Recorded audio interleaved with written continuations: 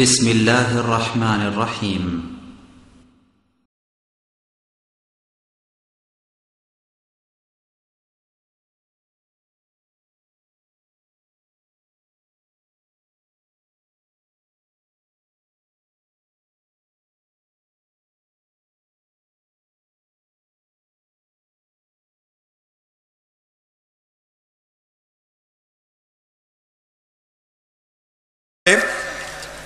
এখন বক্তব্য প্রদান করছেন দারুল ইফতার সম্মানিত সদস্য ও আল মারকাজুল ইসলামী আস-সালাফির সম্মানিত অধ্যক্ষ শেখ আব্দুর রাজ্জাক বিন ইউসুফ। তার বক্তব্যের বিষয় নারীর মর্যাদা প্রতিষ্ঠা ইসলাম। আমি ওস্তাদিকে তার বক্তব্য পেশ করার জন্য অনুরোধ করছি।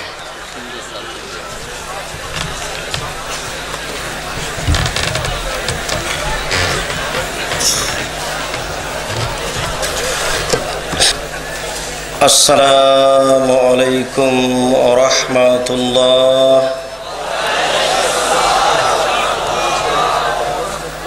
ইন্নাল হামদালিল্লাহ নাহমাদুহু ওয়া নাস্তাঈনুহু মান ইয়াহদিহিল্লাহু ফালা মুযিল্লা লাহু ওয়া মান ইউযলিল ফালা হাদিয়া লাহু ওয়া আশহাদু আল লা ইলাহা ইল্লাল্লাহু ওয়াহদাহু লা শারীকা লাহু وأشهد أن محمدًا عبده ورسوله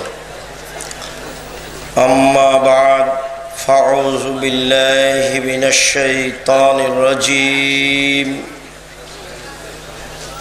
وإذا بشر أحدهم بالأنثى ظل وجهه مسودا وهو كظيم يتوارى من القوم من سوء ما بشر به আয়ুমসিকুহু আলা হুনিন আম ইয়াদুসসুহু ফিত তুরাব।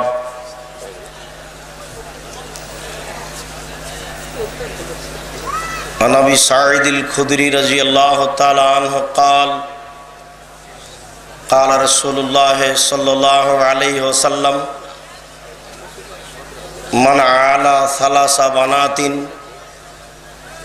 فعدبهن وزوجهن وأحسن إليهن فله الجنة رواه أبو داود بسند صحيح. عن عبد الله بن مسعود رضي الله تعالى عنه قال قال رسول الله صلى الله عليه وسلم يا معشر الشباب من استطاع منكم الباءة فليتزوج فإنه أغض للبصر وأحسن للفرج فإن لم يستطع فعليه بالصوم فإنه له وجاء رواه البخاري মুসলিম। সম্মানিত উপস্থিতি, প্রশংসা আল্লাহর জন্য, শান্তি অবতীর্ণ হোক আল্লাহর রাসূলের উপর সাল্লাল্লাহু আলাইহি ওয়াসাল্লাম। আজ এই দিনী বৈঠকে আমাদের আলোচ্য বিষয় ইসলামে নারীর মর্যাদা।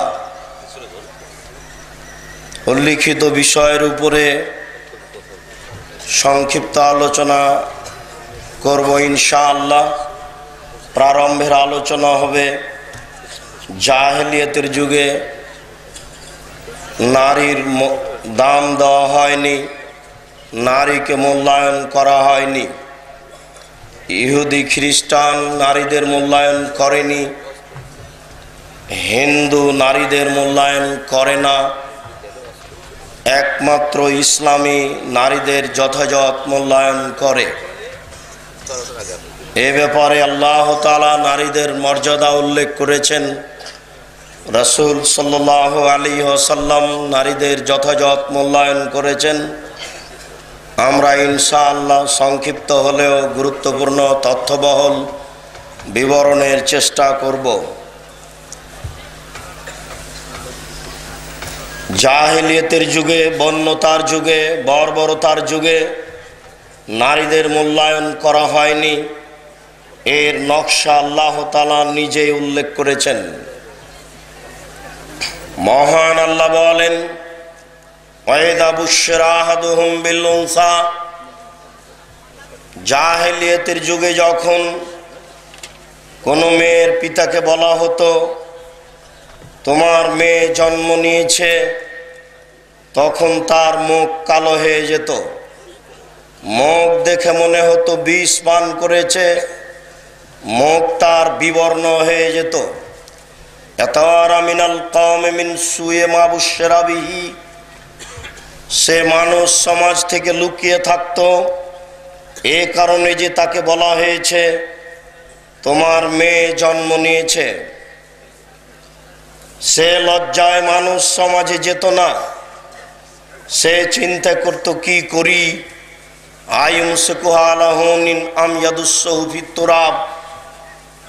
অপমান অবস্থায় সে মেয়ে রেখে দিবে না মাটিতে পুঁতে দিবে। যদি মেয়ে রেখে দেয় অপমান সুনিশ্চিত, যদি মাটিতে পুঁতে দেয় বালাই চলে গেল। অত্র আয়াত দ্বারা প্রমাণিত হয় যে জাহেলিয়াতের যুগে, বন্যতার যুগে, বর্বরতার যুগে, অসভ্যতার যুগে নারীদেরকে মাটিতে পুঁতে দেওয়া হতো। মহান আল্লাহ বলেন, ওয়াইদাল মাউদাতু সুইলাত বিআইয়ি যামবিন কুতিলাত, যেসব মেয়েকে জীবিত পুঁতে দেওয়া হয়েছে, যেসব মেয়েকে জীবিত পুঁতে দেওয়া হচ্ছে, এদেরকে বিচারের মাঠে জিজ্ঞাসা করা হবে, বলো তো তোমাকে কোন অপরাধে জীবিত মাটিতে পুঁতে দেওয়া হয়েছে। অত্র আয়াত প্রমাণ করে যে এক সময় মানুষ তার জীবিত মেয়েকে মাটিতে পুঁতে দিত, এখনো তার বাস্তব রূপ আছে। আবু হুরায়রা রাদিয়াল্লাহু তাআলা আনহু বলেন, রাসূল সাল্লাল্লাহু আলাইহি ওয়াসাল্লাম বলেছেন, ইন্নাল্লাহা হাররামা আলাইকুম উকুকাল উম্মাহাত ওয়াদাল বানাত ওয়া মানাওয়াহাত, নিশ্চয় আল্লাহ তাআলা তোমাদের উপরে মায়ের অবাধ্য হওয়া হারাম করেছেন, জীবিত মেয়েকে মাটিতে পুঁতে দেওয়া হারাম করেছেন এবং কৃপণ হওয়াকে হারাম করেছেন। অত্র হাদিস দ্বারাও প্রমাণিত হয় যে এক সময় মানুষ তার মেয়েকে জীবিত মাটিতে পুঁতে দিত। ইবনে ওমর রাদিয়াল্লাহু তাআলা আনহু বলেন, কায়েস ইবনে আসিম রাদিয়াল্লাহু তাআলা আনহু রাসূলের নিকটে এসে বললেন, আল্লাহর রাসূল, ওয়াদাতু সামানিয়া বানাতিন লি, আমি আমার 8টি মেয়েকে নিজে হাতে মাটিতে পুঁতে দিয়েছি। অন্য এক বর্ণনায় তিনি বলেন, আমি আমার 10টি মেয়েকে নিজ হাতে মাটিতে পুঁতে দিয়েছি। অত্র বিবরণ দ্বারা প্রমাণিত হয় যে এক সময় এমন ছিল যে সময়ে মানুষ তার নিজের মেয়েকে মাটিতে পুঁতে দিত, সেই সময়ের নাম হচ্ছে বন্যতার যুগ, বর্বরতার যুগ, অসভ্যতার যুগ। সেই যুগ আবার ফিরে আসছে। সেই সময় সেই পরিস্থিতি মানুষের উপরে আবার ফিরে এসেছে, যা এসেছে চেয়ে আরো জটিল কঠিন হবে। সম্মানিত উপস্থিতি, আমরা পুঁতে দেওয়ার একটা বিবরণ এইভাবে দিতে পারি। উল্লেখ করা হয়েছে যে মেয়ের পিতা মেয়ের মাকে বলতো, মেয়েকে সুন্দরী করে সাজিয়ে দাও। মেয়ের পিতা আগে বাইরে গর্ত খুঁড়ে আসতো, সাজানো মেয়েকে সাথে নিয়ে গিয়ে গর্তের পাশে গিয়ে বলতো, আম্মু গর্তের দিকে লক্ষ্য করো।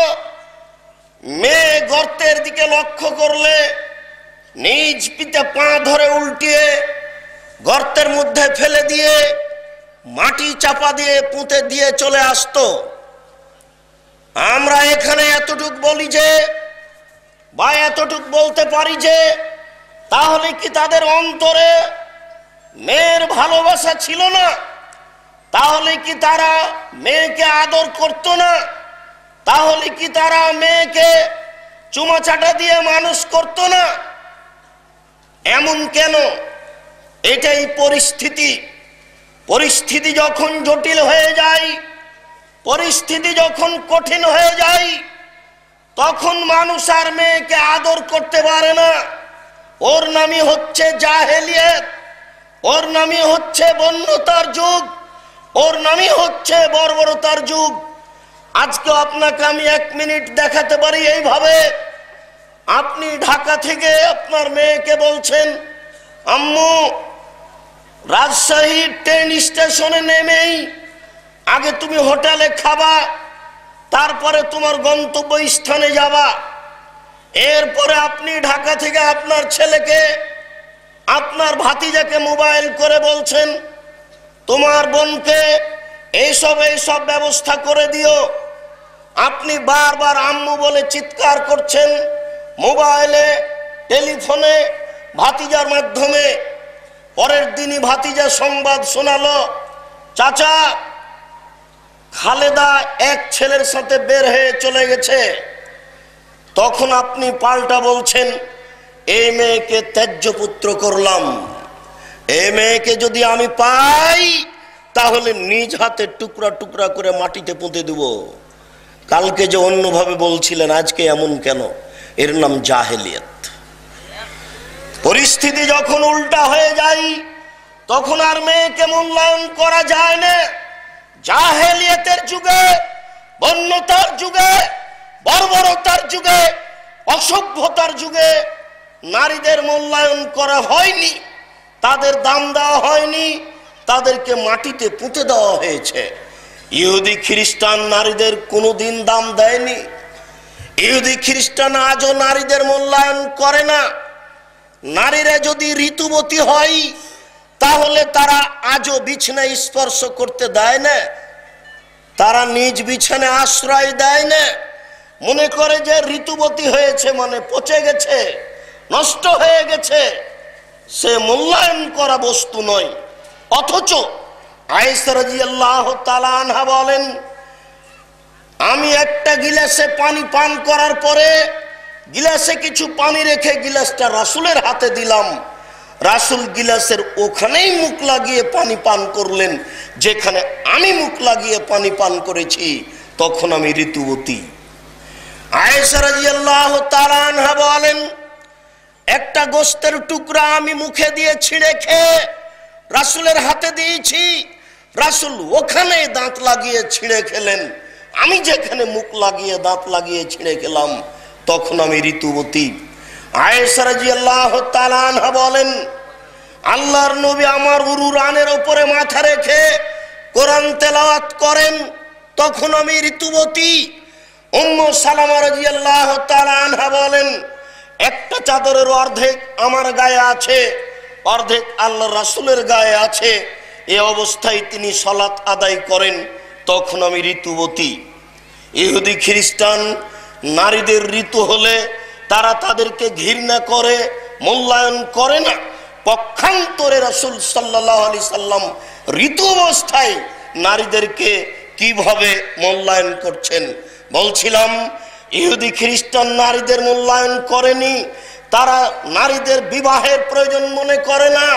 এক নারীর সাথে পিতা অবৈধ সম্পর্ক করতে পারে, ছেলেও অবৈধ সম্পর্ক করতে পারে, তাদের কোনো বাধা নেই, নিষেধ নেই। ছেলে মেয়ে একাকার হয়ে স্কুল কলেজে পড়াশোনা করবে, কেউ কাউকে বাধা দিবে না। জেনা কোনো অন্যায় কাজ নয়। নারী বলতে পতিতালয়ের বস্তু, নারী বলতে তার সাথে অবৈধ সম্পর্ক কোনো পাপের কাজ নয়, সবার জন্য তা বৈধ। তারা তাকে ঘৃণা করে না, এমন একটা ন্যাক্কারজনক নোংরা কাজকে ঘৃণা করে না। তারা স্কুল কলেজে এটাকে অপছন্দ করে না, সামাজিকভাবেও তারা বলতে গেলে এটাকে অপছন্দ করে না, বরং সবাই একজন আরেকজনের সাথে চলবে, এটাই হচ্ছে তাদের একটা নীতি। এই নোংরা কাজ হচ্ছে তাদের একটা কৃষ্টি কালচার। তারা আজও নারীদের মূল্যায়ন করেনি। অবৈধভাবে যত সন্তান জন্ম নেই, এই সন্তানগুলিকে লালন পালন করে মুসলিম দেশে যুদ্ধে পাঠায়। এইসব সৈন্য মারা গেলে তাদের ব্যথা প্রকাশ করার কেউ থাকে না। এই হচ্ছে ইহুদি খ্রিস্টান, যারা কোনোদিন নারীদের দাম দেয়নি, আজও দিচ্ছে না, কোনোদিন দিবে না। হিন্দুও নারীদের মূল্যায়ন করেনি। আপনাদের সবার জানা আছে ওই সতীদাহ প্রথা। রাজা রামমোহন রায় 16 বছর মাদ্রাসায় পড়ে একদা গ্রামে আসলো। এসে এক জায়গায় দেখছে যে বেশ সুন্দর করে কাঠ সাজিয়ে একজন মরা মানুষকে রেখে দিয়ে, তার জীবিত স্ত্রীকে পাশে রেখে দিয়ে উপরে কাঠ চাপিয়ে তেল ঢেলে দিয়ে আগুন জ্বালিয়ে দিল। পাশে দুই একজন লাঠি নিয়ে দাঁড়িয়ে আছে। ওই জীবিত মেয়ে যখন চিৎকার করে উঠেছে আগুনের তাপে, তখন পাশে যারা লাঠি নিয়ে দাঁড়িয়েছিল তারা পিটতে আরম্ভ করলো এবং বলতে লাগলো, এ তো ভূত হয়ে গেছে। রাজা রামমোহন রায় এই দৃশ্য দেখে লর্ড ডায়ালহৌসির কাছে অভিযোগ পেশ করে এই সতীদাহ প্রথা তুলে দিল। এই প্রথা তুলে দিলে কি হবে? আজও মুসলিম তারা তাদের মেয়েকে অর্থ সম্পদ জমি জায়গা দেয় না। যদি তাদের মেয়ে তাদের বাড়ি থেকে চলে যায়, যেদিন বিদায় নিচ্ছে সেই দিনই যা কিছু দেওয়ার দিয়ে দেয়। কিন্তু অংশসূত্রে কোনো অমুসলিম হিন্দু নারী পিতার জমি জায়গা পায় না। তারা তাদের মূল্যায়ন করে না। পক্ষান্তরে নারীদেরকে আল্লাহ মূল্যায়ন করেছেন, আল্লাহ রাসূল মূল্যায়ন করেছেন। আল্লাহ যেভাবে নারীদেরকে মূল্যায়ন করেছেন শুনুন। মহান আল্লাহ বলেন, ওয়াকারনা ফি বুয়ুতিকুন্না ওয়ালা তাবাররাজনা তাবাররুজাল জাহিলিয়াতিল উলা। হে মুসলিম মহিলা, তোমরা বাড়িতে থাকো। বন্যতার যুগে, বর্বরতার যুগে, অসভ্যতার যুগে যেইভাবে প্রদর্শনী দিয়ে চলতো নারীরা, সেইভাবে তোমরা চলো না। আল্লাহ তাআলা বন্যতার যুগের চালচলনের কথা নিজে উল্লেখ করে বলছেন যে তোমরা বাড়িতে থাকো। ওই সময়ে নারীরা যেইভাবে রাস্তাঘাটে চলতো, প্রদর্শনী দিয়ে চলতো, সেইভাবে তোমরা চলো না। মহান আল্লাহ নারীদের মর্যাদা উল্লেখ করে বলেন, ইয়া আইয়ুহান নবী কুল লিআজওয়াজিক ওয়া বানাতিক ওয়া নিসাইল মুমিনিনা ইদনিনা আলাইহিন্না মিন জালাবিবিহিন্না। হে মুহাম্মদ সাল্লাল্লাহু আলাইহি সাল্লাম, আপনি আপনার স্ত্রীদেরকে, আপনি আপনার মেয়েদেরকে এবং সকল মানুষের নারীদেরকে আপনি আদেশ করে দেন অন্যসায়হীন, এবং নারীদেরকে আদেশ করে দেন ইদনিনা আলাইহিন্না মিন জালাবিবিহিন্না। তারা যেন তাদের চাদরকে মুখের উপরে ঝুলিয়ে নেই, তারা যেন ইসলামী পোশাক পরে বাসা থেকে, বাড়ি থেকে বের হয়। তাহলে হবে এই কাজটা সহজেই তাদেরকে চিনা যাবে, এরা হবে ভালো নারী, এবং তাদের প্রতি অন্যায় করা হবে না, তাদেরকে উত্ত্যক্ত করা হবে না, তাদের সাথে ইফটিজিং এর কোনো পদক্ষেপ গ্রহণ করা হবে না। যখনই মুসলিম নারী, যখনই কোনো নারী ইসলামী পোশাক পরে বাড়ি থেকে বের হবে, তখন তার সাথে অন্যায় করার জন্য মানুষ চেষ্টা করবে না। তাই আল্লাহ তাআলা বলছেন নারীদের মর্যাদা উল্লেখ করে, ওয়াইদা সালতুমুহুন্না মাতান ফাসআলুহুন্না মিন ওরায়ে হিজাব যালিকুম আতহারু কুলুবিকুম ওয়া কুলুবিহিন্না। হে দুনিয়ার মানুষ, তোমরা যদি নারীর কাছে কিছু চাও, যদি তোমাদের কোনো কিছু প্রয়োজন হয়, তাহলে তোমরা অন্তরাল থেকে, আড় থেকে পর্দা করে তাদের কাছে জিনিস গ্রহণ করো, তাদের সাথে কথা বলো। এইভাবে অন্তরাল থেকে কথা বলা, আড় থেকে কথা বলা, এই কাজটা হবে তোমাদের অন্তরের জন্য অধিক পবিত্রতার মাধ্যম, এবং তাদেরও অন্তরের জন্য বড় পবিত্রতার মাধ্যম হবে। অন্তরাল রেখে, অন্তরাল বজায় রেখে যদি নারীদের সাথে চলাচল করা হয়, তাহলে অন্যায় অবিচারে লিপ্ত হওয়ার সুযোগ মানুষের থাকবে না। আল্লাহ তাআলা নারীদের এই মর্যাদা উল্লেখ করে নারীদেরকে সম্মান সহকারে রাখার জন্য যথাযথভাবে মানুষের সামনে বিধান পেশ করেছেন। কিন্তু মানুষ তা বুঝতে চায় না, মানুষ তা মূল্যায়ন করতে চায় না। এমনকি যেসব নারী বৃদ্ধা হয়ে গেছে, তাদের ব্যাপারেও আল্লাহ তাআলা বিধান উল্লেখ করে বলেন, আল কাওয়াইদু মিনান নিসাইল্লাতি লা ইয়ারজুনা নিকাহ ফালাইসা আলাইহিন্না জুনাহ আন ইয়াদা'না সিয়াবাহুন্না। শুনুন, যারা বিধবা নারী হয়ে গেছে, বয়স বেশি হয়ে গেছে, বিবাহের আশা পোষণ করে না, তাদের জন্য পর্দা করা জরুরি নয়। তবুও তারা বৃদ্ধা হয়ে গেলেও, বয়স বেশি হয়ে গেলেও প্রদর্শনী দিয়ে চলতে পাবে না। তাদের জন্য এটাই সুন্দর হবে যে আইয়াস্তাফিফনা, তারা পর্দা করে কাপড় পরেই রাস্তাঘাটে চলবে। তাহলে এটা হবে তাদের মর্যাদার মাধ্যম, তাদের সম্মানের মাধ্যম। শুনুন, একাধিক আয়াত দ্বারা প্রমাণিত হয় যে রাসূল সাল্লাল্লাহু আলাইহি সাল্লাম একাধিক আয়াত দ্বারা প্রমাণিত হয় যে আল্লাহ তাআলা নারীদেরকে যথাযথভাবে মূল্যায়ন করেছেন। রাসূল সাল্লাল্লাহু আলাইহি সাল্লাম নারীদের মূল্যায়ন করে বলেন, আনাস রাদিয়াল্লাহু তাআলা আনহু বলেন, রাসূল সাল্লাল্লাহু আলাইহি ওয়াসাল্লাম বলেছেন, মান আলা জারিয়াতাইনে, কেউ যদি দুইজন মেয়ে লালন পালন করে, মান আলা জারিয়াতাইনে, কেউ যদি দুইজন মেয়ে লালন পালন করে, হাত্তা তাবলুগা, বয়স্কা হওয়া পর্যন্ত, একটা পর্যায় পর্যন্ত যদি কোনো মানুষ দুইজন মেয়েকে লালন পালন করে, রাসূল সাল্লাল্লাহু আলাইহি সাল্লাম বলছেন, হুয়া ওয়া আনা ফিল জান্নাতে হাকাজা ওয়া জাম্মা সাবিহু। তিনি বললেন, যে ব্যক্তি দুইটি মেয়ে লালন পালন করবে, সেই ব্যক্তি আর আমি জান্নাতে এইভাবে থাকবো। আঙ্গুল দুটি সামনে ধরে জমা করে নিলেন। এই আঙ্গুল দুটি জমা করলে যেমন পাশাপাশি হয়ে যায়, যে ব্যক্তি দুইটি মেয়েকে লালন পালন করলো, বড় করলো, এই ব্যক্তি আর আমি মুহাম্মদ সাল্লাল্লাহু আলাইহি সাল্লাম জান্নাতে এইভাবে থাকবো। শুনুন, দুইটা মেয়ে নয়, 10টা ছেলেকে যদি উচ্চ শিক্ষা দান করেন, এরপরেও আপনি আল্লাহর রাসূলের সাথে জান্নাতে থাকবেন, এ কথা আল্লাহ রাসূল বলেননি। আল্লাহ রাসূল নারীদের কিভাবে মর্যাদা উল্লেখ করেছেন আসলে আমাদের অবগতিতে নেই।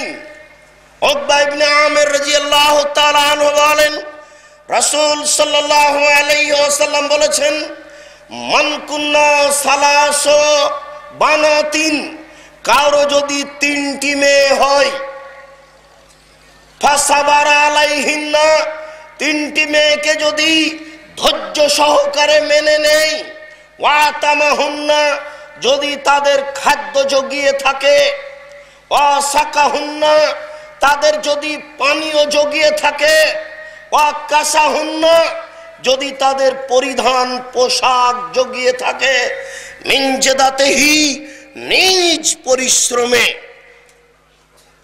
কুন্নালাহু হিজাবান মিনান নার, তাহলে এই 3টি মেয়ে তার জন্য জাহান্নাম থেকে অন্তরাল হয়ে যাবে। এমন ভাবে 3টি মেয়ে বিচারের মাঠে দাঁড়িয়ে যাবে যে জাহান্নাম থাকবে এইদিকে, আর মধ্যে থাকবে মেয়ে 3টি, আর ওই দিকে থাকবেন আপনি। অর্থাৎ আপনার জাহান্নাম হবে না কোনো মতেই। এই মেয়ে আপনাকে জাহান্নামে আসতে দিবে না। এই 3টি মেয়ে জাহান্নাম থেকে আপনার জন্য অন্তরাল হয়ে যাবে। আপনি আবার বোঝার চেষ্টা করুন। এই ছেলে, তুমি ওপরে কেন? তুমি নিচে বসো। এখন নয়, তোমার মেশিনের প্রয়োজন নাই। এই ছেলে, এই যে লোকগুলো হাঁটাহাঁটি করছে কেন? তোমরা যারা মাদ্রাসার দায়িত্ব পালন করো, আশ্চর্য, ওইসব লোক হাঁটে কেন? এই গতি কেন? এই গতি কি করে আসলো? তোমরা যারা দায়িত্ব পালন করছো তাদের দেখো, দ্রুত বন্ধ করো।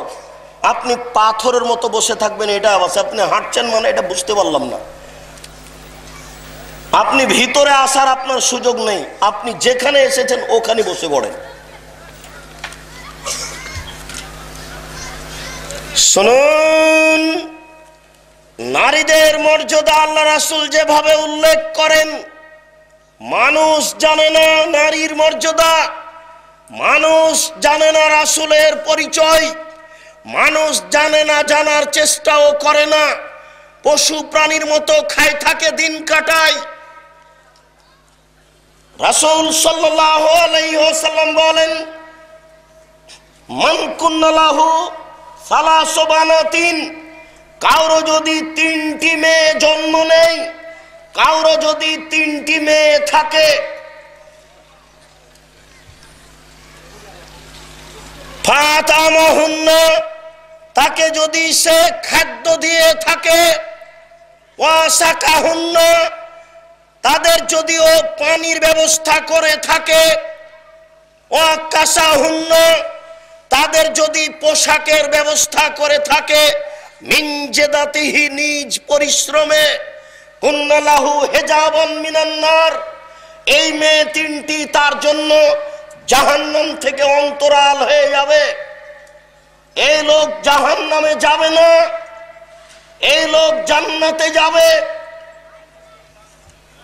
আবু সাঈদ খুদরি রাদিয়াল্লাহু তাআলা আনহু বলেন, রাসূল সাল্লাল্লাহু আলাইহি ওয়াসাল্লাম বলেছেন, মান আলা সালাসা বানাতিন, কেউ যদি 3টি মেয়ের লালন পালন করে,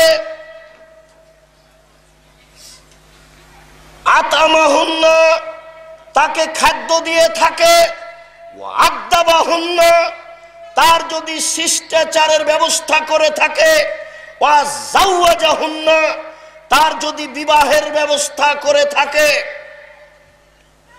ওয়াহসানা ইলাইহিন্না, তাদের সাথে যদি সুন্দর আচরণ করে থাকে।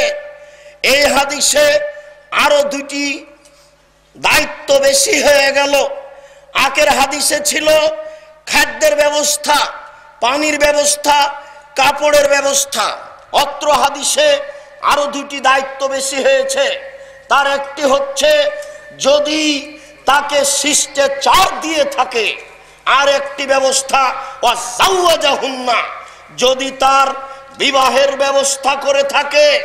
আর একটি দায়িত্ব ওয়াহসানা ইলাইহিন্না, যদি তাদের সাথে সুন্দর আচরণ করে থাকে।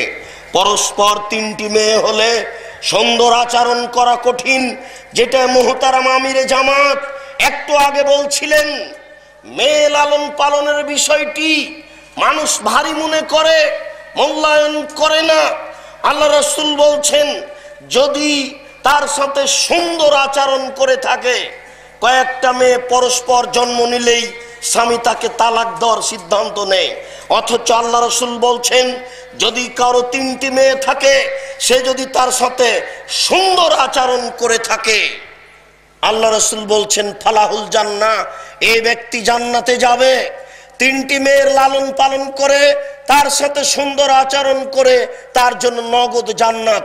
10টা ছেলে যদি আপনি বিলাত থেকে পড়িয়ে নিয়ে আসেন, যদি বহির্বিশ্ব থেকে উচ্চ শিক্ষিত করে নিয়ে আসেন, এই 10টি ছেলে আপনার কোনো উপকারে আসবে এ কথা আল্লাহ রাসূল বলেননি। তো ছেলেকে পড়াতে হবে কেন? আপনি জন্ম দিয়েছেন, এই জন্য আপনার এটা জিম্মেদারি, আপনাকে পড়াতে হবে। যাকাত দিয়ে নেকি হয় না, দান করে নেকি হয়। যাকাত দিয়ে ফাঁসি রক্ষা হয়।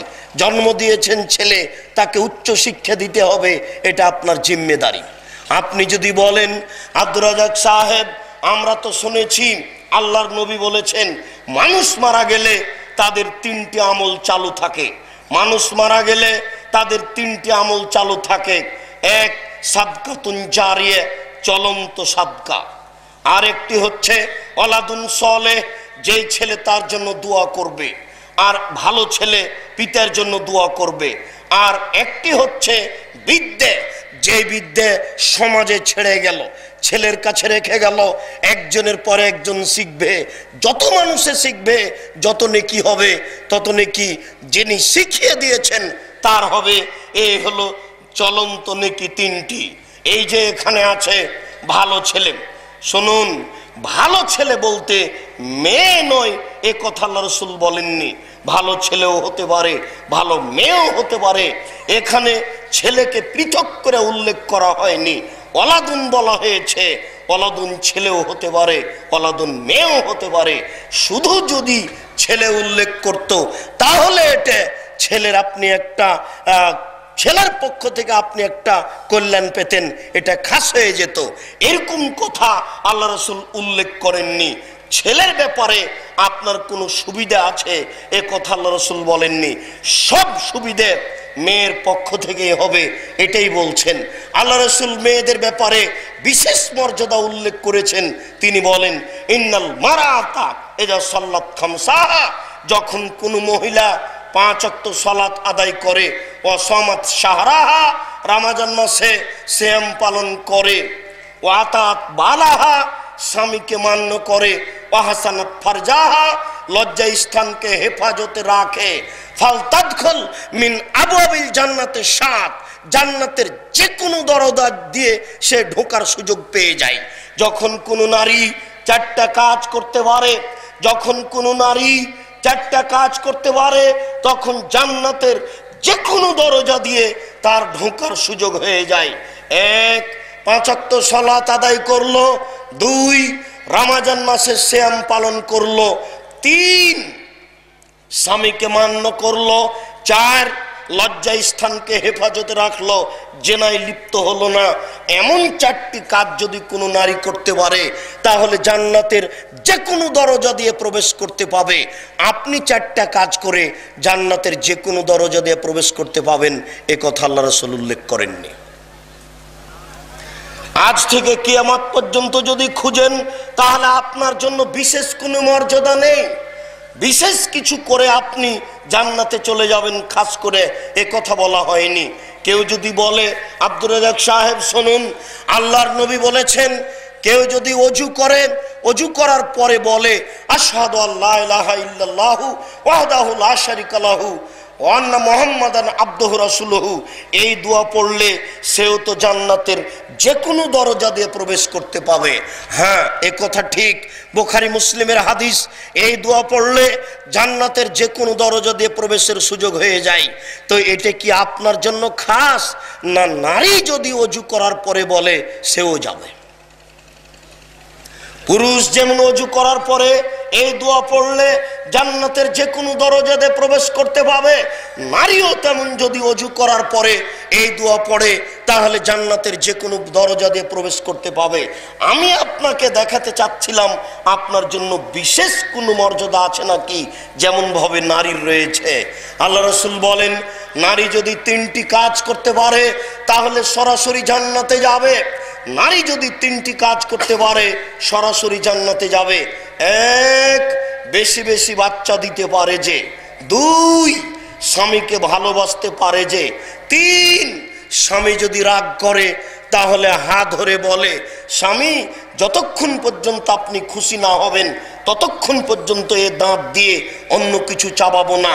এরকম মন্তব্য করতে পারে যে নারী, সে নারী সরাসরি জান্নাতে যাবে।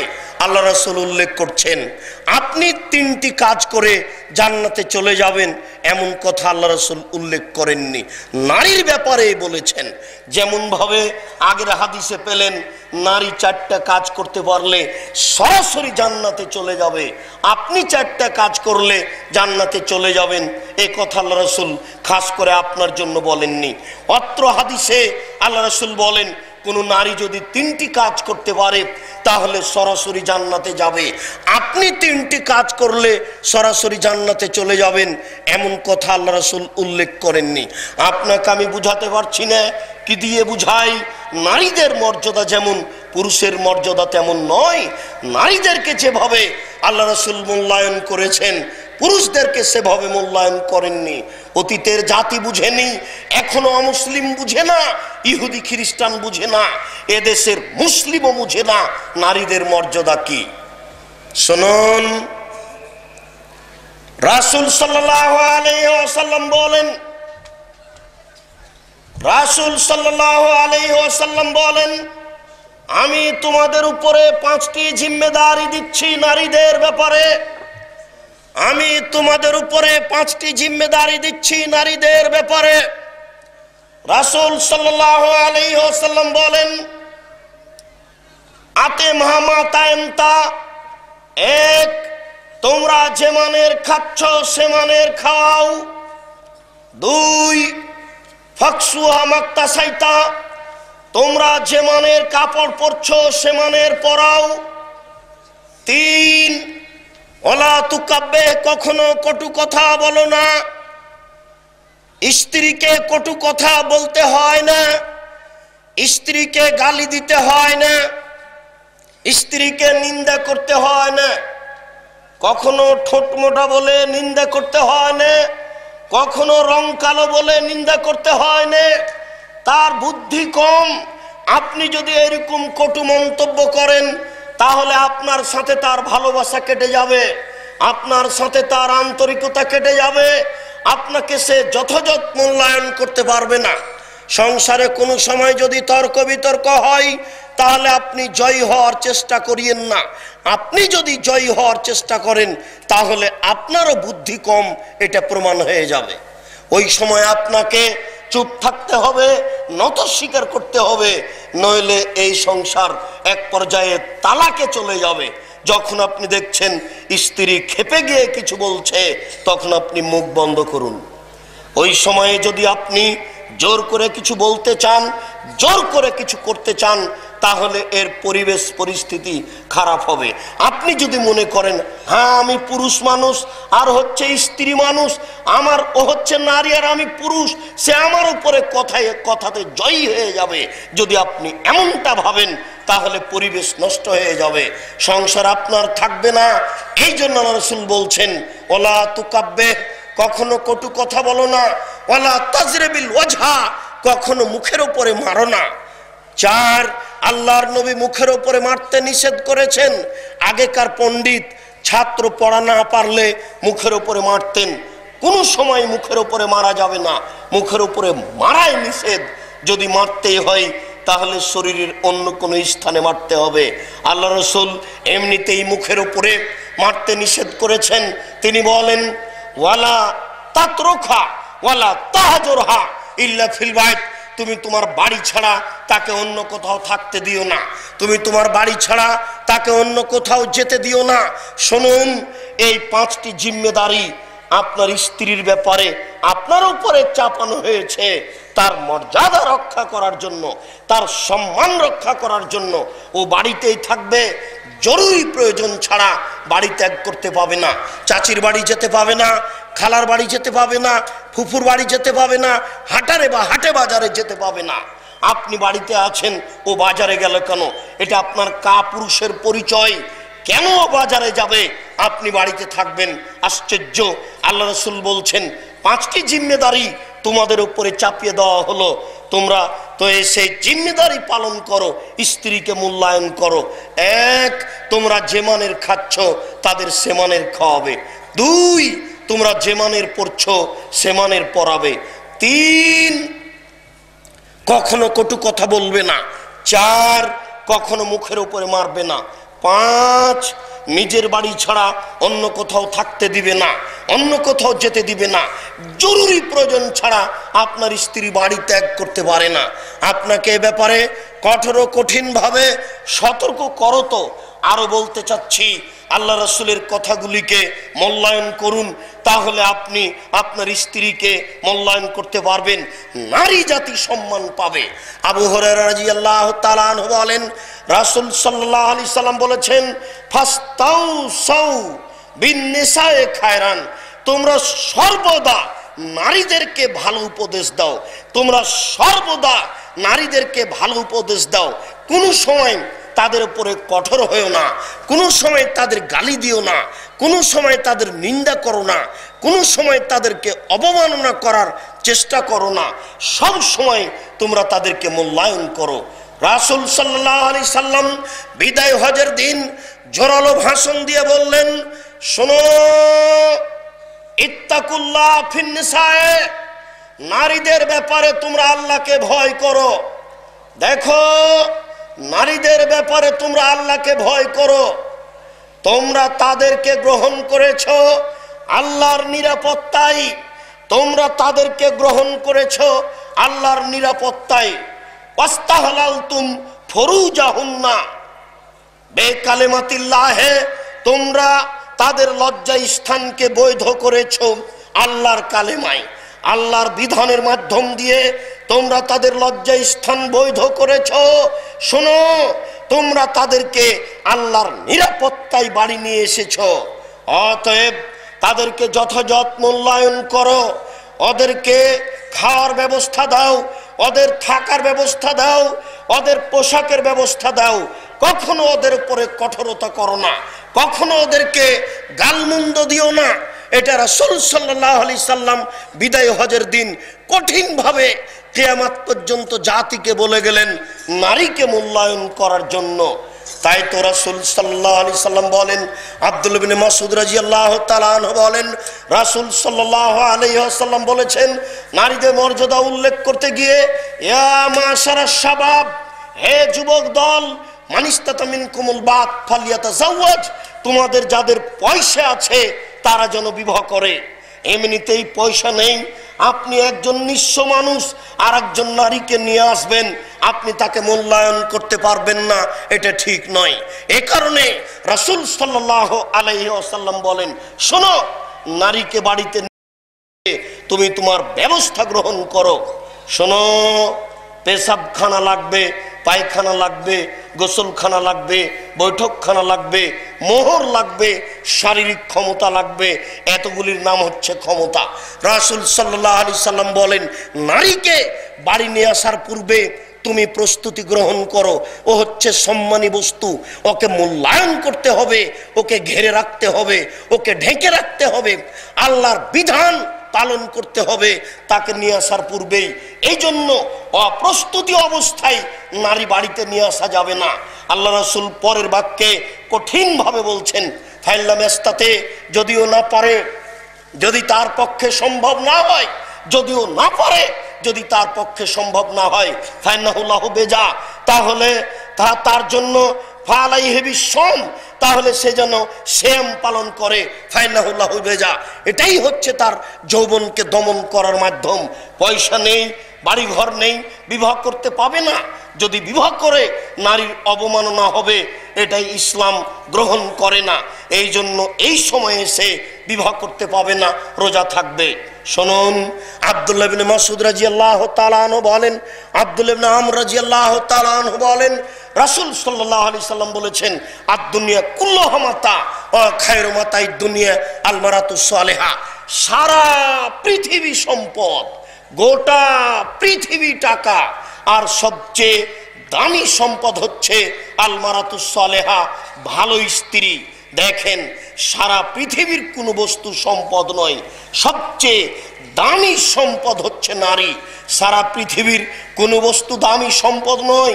হীরা যত দামি বস্তু, আপনার ভালো স্ত্রী তার যে অনেক অনেক অনেক দামি বস্তু।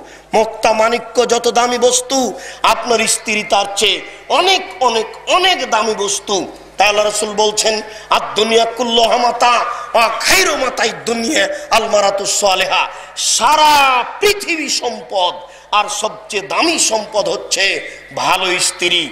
ভালো স্ত্রীকে যেইভাবে আল্লাহ রাসূল মূল্যায়ন করেছেন, আপনাকে কি দিয়ে বুঝাই? মানুষ তো বুঝতে চায় না। একদা আল্লাহ রাসূল বললেন, আলা উখবিরুকুম মা ইয়াকনুজুল মারুস সালেহ, আমি কি বলে দেব না তোমাদেরকে এমন একটা সঞ্চিত সম্পদের কথা, যেই সঞ্চিত সম্পদ ভালো মানুষ জমা করে রাখে? আমি কি বলে দেব না তোমাদেরকে এমন একটা সঞ্চিত সম্পদের কথা, যেই সঞ্চিত সম্পদ ভালো মানুষের জমা করে রাখে? তখন সাহাবীগণ বললেন, আল্লাহ রাসূল বলেন কি সেটা দেখি। সঞ্চিত সম্পদ কি? তার যাকাত লাগে না। সঞ্চিত সম্পদ কি? যার যাকাত লাগে না। সঞ্চিত সম্পদ কি? তার যাকাত লাগে না। আল্লাহ রাসূল বললেন, শোনো, আল মারাতুস সালেহা, ভালো স্ত্রী হচ্ছে সঞ্চিত সম্পদ। এজা নাজারা ইলাইহা সারাথু, যখন স্বামী তার দিকে লক্ষ্য করে তাকায়, তখন স্বামীকে সে খুশি করতে পারে। ওয়াইজা আমারা হাতাথু, যখন তার স্বামী যখন তাকে আদেশ করে, তখন স্বামীর কথা মান্য করে। তারপরে ওয়ে জাগা বানহা হাফেজাথু, যখন স্বামী বাড়িতে থাকে না, তখন নিজেকে হেফাজতে রাখে। মোবাইলে অন্যের সাথে গল্পে জড়িয়ে পড়ে না, নিজেকে অন্যের কাছে বিলিয়ে দেয় না। এই তিনটি গুণ আছে যার, সেই হচ্ছে সঞ্চিত সম্পদ, যার যাকাত লাগে না। এই তিনটি গুণ আছে যার, সেই নারী হচ্ছে সঞ্চিত সম্পদ, যার যাকাত লাগে না। এক, স্বামীর সাথে কথা বললে হাসি মুখে বলে। দুই, স্বামী আদেশ করলে তা পালন করে। তিন, স্বামী যখন বাড়িতে থাকে না তখন নিজেকে হেফাজতে রাখে, কন্ট্রোলে রাখে, নিজেকে বিলিয়ে দেয় না। শুনুন, সাহাবান রাদিয়াল্লাহু তাআলা আনহু বলেন, আমরা যদি জানতাম কোনটি সঞ্চিত সম্পদ জমা করে রাখতে হয়, আমরা যদি জানতাম কোনটি সঞ্চিত সম্পদ জমা করে রাখতে হয়, তাহলে আমরা জমা করে রাখতাম, কিন্তু আমরা অবগত হচ্ছি না কোনটি সঞ্চিত সম্পদ। এই কথা শুনে আল্লাহ রাসূল বললেন, শোনো, মানুষের জীবনে সবচেয়ে দামি সঞ্চিত সম্পদ হচ্ছে লিসানুন যাকির, ওই জিহ্বা, যে জিহ্বা সুবহানাল্লাহ বলে, আলহামদুলিল্লাহ বলে, আল্লাহু আকবার বলে। রাসূল সাল্লাল্লাহু আলাইহি সাল্লাম বলেন, মানুষের জীবনে সবচেয়ে দামি সঞ্চিত সম্পদ হচ্ছে লিসানুন যাকির, ওই জিহ্বা, যে জিহ্বা সুবহানাল্লাহ বলে, আলহামদুলিল্লাহ বলে, আল্লাহু আকবার বলে। এরপরে সঞ্চিত সম্পদ হচ্ছে কালবুন শাকির, ওই অন্তর, যে অন্তর শুকরিয়া আদায় করতে পারে, যে অন্তর আল্লাহর শুকরিয়া আদায় করে, যে অল্পতেই তুষ্ট হয়ে যায়, যে অল্পতেই খুশি হয়ে যায়, সেই অন্তর হচ্ছে সঞ্চিত সম্পদ। এই কথা বলার পরে আল্লাহ রাসূল বলছেন, আল মারাতুস সালেহা, ভালো স্ত্রীও সঞ্চিত সম্পদ। আল্লাজি তুইনু যাওজাহা আলা দীনিহি, যে ব্যক্তি তার স্ত্রীকে, যে ব্যক্তি তার স্বামীকে তার দিনের উপরে সহযোগিতা করতে পারে, সেই স্ত্রী হচ্ছে সঞ্চিত সম্পদ। যে নারী তার স্বামীকে তার দিনের উপরে সহযোগিতা করতে পারে, সে হচ্ছে সঞ্চিত সম্পদ। যে নারী তার স্বামীকে তার দিনের উপরে সহযোগিতা করতে পারে, সেই নারী হচ্ছে সঞ্চিত সম্পদ। এশার নামাজের আগে স্বামী ঘুমিয়ে গেছে, সেই স্বামীকে বলে, না, নামাজ না পড়ে ঘুমানো হবে না। রাত 12টায় বাড়িতে ঢুকেছে, সেই স্বামীকে বলে, দেখেন, এইভাবে দিন রাত বাহিরে কাটিয়ে এই সকাল 8টায় ঘুম থেকে উঠা ঠিক নয়। এশার সালাতের পরে পরেই বাড়িতে এসে শুয়ে যাবেন, সময়ে জাগতে পারবেন, আল্লাহকে ডাকতে পারবেন, এই বৈশিষ্ট্য গ্রহণ করুন। এমন কথা বলতে পারে যে নারী, সেই হচ্ছে সঞ্চিত সম্পদ। রাসূল সাল্লাল্লাহু আলাইহি সাল্লাম বললেন, আরবাউন লিসাদা, 4টি জিনিস লাগে সুখময় জীবনের জন্য, আনন্দময় জীবনের জন্য 4টি জিনিস লাগে। দেখুন, আপনি তার সিরিয়ালে আসছেন না। আল্লাহ রাসূল বলছেন, আনন্দময় জীবনের জন্য 4টি জিনিস লাগে। তার 1 নম্বর হচ্ছে আল মারাতুস সালেহা, ভালো স্ত্রী। ভালো স্ত্রী হচ্ছে মানুষের জীবনে আনন্দ আনার একটা বড় মাধ্যম। পৃথিবীতে এর চেয়ে কোনো বড় মাধ্যম নাই, যার মাধ্যম দিয়ে মানুষ তার জীবনকে সুন্দর করতে পারে, সুখী করতে পারে। মানুষের জীবনে সুখ আসার, শান্তি আসার সবচেয়ে বড় মাধ্যম হচ্ছে আল মারাতুস সালেহা, ভালো স্ত্রী। 2 নম্বর মাধ্যম হচ্ছে আল জারুস সালেহ, ভালো প্রতিবেশী। ভালো প্রতিবেশী হলে জীবিকা নির্বাহ করে শান্তি পাওয়া যায়। 3য় মাধ্যম হচ্ছে আল মারকাবুল হানি, একটা ভালো যানবাহন, ভালো গাড়ি হোক, ভালো আপনার ঘোড়া হোক, ভালো আপনার মোটরসাইকেল হোক, যেটাই হোক না কেন, যেটা সহজে নষ্ট হয় না, এমন বস্তু যদি আপনার থাকে, তাহলে আপনার জীবনে আনন্দ আসবে। 4 আল বাইতুল ওয়াসিম, ঘর যদি প্রশস্ত হয়, অন্তত মেহমান যেখানে বসে সেই ঘরটা যদি প্রশস্ত হয়, তাহলে আপনি শান্তি পাবেন। মেহমানের ঘর যদি সংকীর্ণ হয়, তাহলে চেয়ার রাখলে সোফা ধরে না, সোফা ধরলে চেয়ার ধরে না, মানুষের বসার সুবিধা হয় না, সালাত আদায় করা যায় না, মেহমানকে খাওয়ার দেওয়ার ব্যবস্থা করা যায় না। ওই রুম যদি বড় হয়, তাহলে আপনি মেহমানকে খাওয়িয়ে বসে শান্তি পান। এই জন্য আল্লাহ রাসূল বলছেন, আনন্দময় জীবনের জন্য 4টি জিনিস লাগে। 1 ভালো স্ত্রী, 2 ভালো প্রতিবেশী, 3 ভালো যানবাহন, 4 প্রশস্ত ঘর। এই 4টি জিনিস থাকলে মানুষ তার জীবনে শান্তি ভোগ করতে পারে। 1 নম্বরে আল্লাহ রাসূল বলেছেন ভালো স্ত্রী। শুনুন, আব্দুল্লাহ ইবনে উমর রাদিয়াল্লাহু তাআলা আনহু বলেন, রাসূল সাল্লাল্লাহু আলাইহি ওয়াসাল্লাম বলেছেন যে নারীদেরকে আল্লাহর রাসূল সৃষ্টি করেছেন কেন, এটা যদি মানুষ বুঝতো, নারীদেরকে কেন সৃষ্টি করেছে এটা যদি মানুষ বুঝতো, তাহলে সত্যিকারই তাদেরকে যথাযথ মূল্যায়ন করত। আসলে মানুষ বুঝতে চায় না নারীদেরকে আল্লাহ কেন সৃষ্টি করেছেন। মহান আল্লাহ বলছেন, অমিন আয়াতিহি, আল্লাহ তাআলার একটি গুরুত্বপূর্ণ জোরালো নিদর্শন হচ্ছে যে তোমাদের মধ্য থেকে তোমাদের স্ত্রীদেরকে সৃষ্টি করা হয়েছে, তোমাদের মধ্য থেকে তোমাদের স্ত্রীদেরকে সৃষ্টি করা হয়েছে লেতাসকুনু ইলাইহা, যেন তোমরা ওখানে শান্তি তৃপ্তি পাও, যেন সেখানে তোমরা শান্তি পাও, যেন তোমরা সেখানে সুখ পাও। নারী হচ্ছে সুখের বস্তু, এটা মানুষ বুঝে না। নারী হচ্ছে আনন্দের বস্তু, এটা মানুষ বুঝে না। এই কারণে নারীকে মাঠে ঘাটে পাঠাচ্ছে, চাকরিতে পাঠাচ্ছে, অথচ তাদেরকে দেশ পরিচালনার জন্য সৃষ্টি করা হয়নি, অথচ তাদেরকে আয় উপার্জনের জন্য সৃষ্টি করা হয়নি। আল্লাহ রাসূল বলছেন, জীবিকা নির্বাহের ব্যবস্থা তোমার হাতে রয়েছে, তোমাদের হাতে রয়েছে, তোমাদেরকে ব্যবস্থা করতে হবে। তার খাওয়ার ব্যবস্থা, তার থাকার ব্যবস্থা, তার পরের ব্যবস্থা তাকে নিজে করতে হবে না। কিন্তু বর্তমান যুগে নারী বুঝলো না, ওই জাহেলিয়াত আবার ফিরে আসলো, বন্যতা আবার ফিরে আসলো, বর্বরত আবার ফিরে আসলো, মানুষ উল্টা পথে চলল। শুনুন, এই কারণে রাসূল সাল্লাল্লাহু আলাইহি সাল্লাম বলছেন, যেহেতু নারী সুখের মাধ্যম, এই জন্য বিবাহের সূচনাতে আমি যেটা পছন্দ করছি তোমরা সেটা পছন্দ করো, তোমাদের জীবনে সুখ শান্তি ফিরে আসবে। আল্লাহ রাসূল বলছেন, তুনকাহুল মারাত লিআরবাইন, মেয়েদেরকে বিবাহ করা হয় চারটা জিনিস দেখে। আল্লাহ রাসূল এইগুলি দেখতে বলেননি, তিনি বলছেন মেয়েদেরকে বিবাহ করা হয় চারটে জিনিস দেখে। এটা পুরুষের বৈশিষ্ট্য, এটা পুরুষের গতি, এটা পুরুষের নীতি। তারা বিবাহ করলে চারটে জিনিস দেখে। এক, লে মালেহা, দেখে মেয়েটা ধনী কিনা, অর্থ সম্পদ আছে কিনা। দুই, অলে হাসাবেহা, মেয়েটা বংশীয় কিনা। তিন, অলে জামালেহা, মেয়েটা সুন্দরী কিনা। চার, অলে দিনেহা, মেয়েটা ধার্মিক কিনা। আমি মোহাম্মদ সাল্লাল্লাহু আলাইহি সাল্লাম ওপরের তিনটে বলিনি, আমি বলছি ফাজফর বেজাতির দিন, তোমরা ধার্মিকতাকে প্রাধান্য দাও, ধার্মিক মেয়েকে বিবাহ করো, তাহলে তোমরা সুখ পাবা, শান্তি পাবা। শুনুন, তাদের মর্যাদা উল্লেখ করতে গিয়ে আল্লাহ রাসূল বলছেন, ইন্নাল মারাতা লা তুবাসিরুল মারাতাল মারাতা ফাতানাতুহা লিজাওজিহা কান্নাহু ইয়ানজুরু ইলাইহা।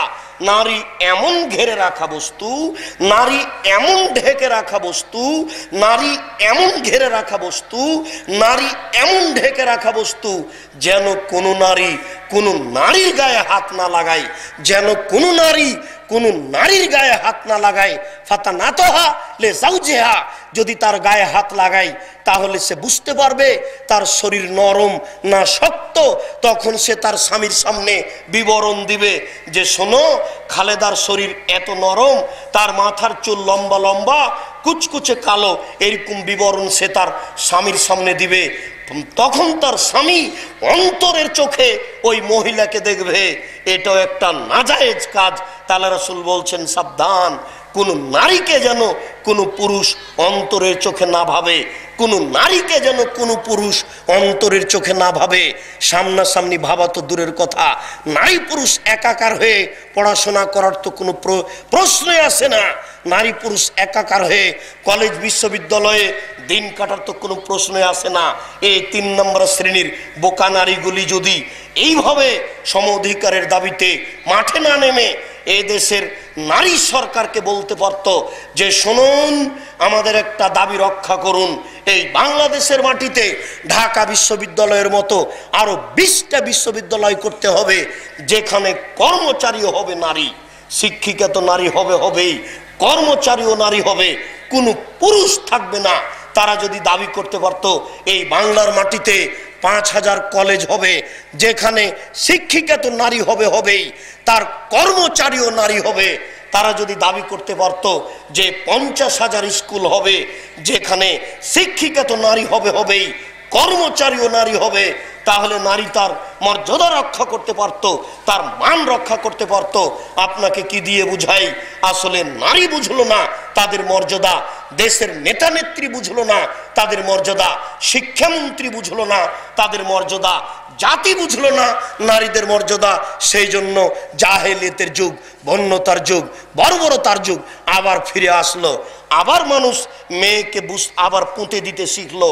কম্পিউটারে দেখলো যে পেটে মেয়ে সন্তান আছে, তখন স্ত্রীকে নিয়ে গিয়ে হাসপাতালে নিয়ে গিয়ে বাচ্চা নষ্ট করে দিল। আবার জাহেলিয়াত ফিরে এসেছে। আবার নারীদেরকে মূল্যায়ন করার যোগ্যতা পুরুষ হারিয়ে দিয়েছে, তাই নারীদেরকে আবার অবমাননা করা হচ্ছে। সম্মানিত দিনী ভাই, অন্যদিন আরো আমরা বিস্তারিত বিষয়টি নিয়ে আলোচনা করব। আজকের মতো এই পর্যন্ত আলোচনা করেই সংক্ষিপ্ত আলোচনা এখানে শেষ করছি।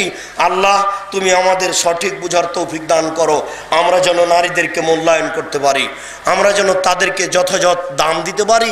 আল্লাহ যেভাবে তুমি তাদেরকে সৃষ্টি করেছ সেই মর্যাদা দিয়ে যেন আমরা জীবিকা নির্বাহ করতে পারি। আল্লাহ আমাদের যারা মারা গেছে তুমি তাদের কবরের শাস্তি মাফ করো, আমরা যারা অসুস্থ তুমি তাদের আরোগ্য দান করো, আমরা যারা বেঁচে আছি তুমি তাদেরকে তোমার রাসূলের পদ্ধতি অনুযায়ী চলার তৌফিক দান করো। আল্লাহুম্মা আমিন। মানুষ মৃত্যুর পর তার বামে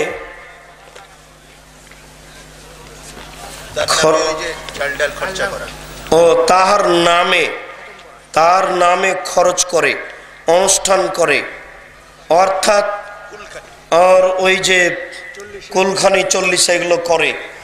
যারা ওই মরা মানুষের নামে গরু ছাগল জবাই করে খাওয়ার ব্যবস্থা করে, এতে দুইটা হারাম আছে, শিরকও আছে, বিদআতও আছে। কোন দিনকে উল্লেখ করে কাজটা হলো শিরক, আর নেকি হবে মনে করে করা এটা হলো বিদআত। মানে দুই দিক দিয়ে এই কাজটা হারাম। মানুষের নামে যেমন কোরআন মাজিদ পড়ে কোনো নেকি পৌঁছানো যায় না, গরু ছাগল জবাই করে মানুষকে খাওয়িয়ে নেকি পৌঁছানো যাবে না। সাথে সাথে মরা মানুষের নামে যেটা করা হয় সেটা সাদকা। তে ধনী মানুষগুলো সাদকা খায় কি করে? ওরাও কি ফকির নাকি? ওরাও কি ভিক্ষুক? নইলে ক্ষয় অংশগ্রহণ করে কেন? মরা মানুষের নামে যেটা করা হয় সেটা সাদকা। ওই ধনী মানুষটাই ফকিরের জিনিস, মানুষের ময়লা খায় কি করে? এগুলো হচ্ছে বোকা মানুষের কাজ। এরকম কাজ করলে শিরকও হয়, বেদাতও হয়, মহাপাপ। এই পাপ ত্যাগ করতে হবে। আল্লাহ আমাদের বুঝার তৌফিক দান করুক। আল্লাহুম্মা আমিন। সুবহানাকা আল্লাহুম্মা ওয়া বিহামদিকা আশহাদু আল্লা ইলাহা ইল্লা আনতা আস্তাগফিরুকা ওয়া আতুবু ইলাইক। আসসালামু আলাইকুম।